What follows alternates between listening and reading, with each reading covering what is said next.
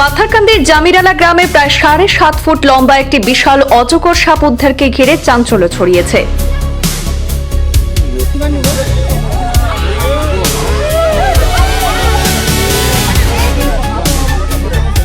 জানা গেছে, গতকাল সন্ধ্যায় পাথারকান্দি ফরেস্ট রেঞ্জের অন্তর্গত 321 নম্বর জামিরালা এলপি স্কুল সংলগ্ন এলাকায় অজগর সাপটিকে দেখতে পান স্থানীয় বাসিন্দারা।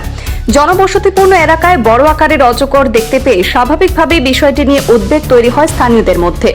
সঙ্গে সঙ্গে খবর দেওয়া হয় পাথারকান্দি বন বিভাগের আধিকারিক মানস প্রতিম শইকিয়াকে। খবর পাওয়ার পর বনকর্মীদের একটি দল নিয়ে ঘটনাস্থলে পৌঁছান বন বিভাগের আধিকারিকরা।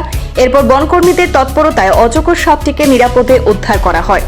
অজগরটি উদ্ধার হয়, স্বস্তি ফিরে আসে জামিরালা গ্রামের বাসিন্দাদের মধ্যে। বন বিভাগ সূত্রে জানা গেছে, উদ্ধার হওয়া অজগরটিকে উপযুক্ত এবং সুরক্ষিত বনাঞ্চলে ছেড়ে দেওয়ার ব্যবস্থা করা হবে। স্থানীয় এলাকায় বন্যপ্রাণী সংরক্ষণ এবং মানুষ ও বন্যপ্রাণীর নিরাপদ সহাবস্থানের বিষয়টিও নতুন করে সামনে এসেছে এই ঘটনায়।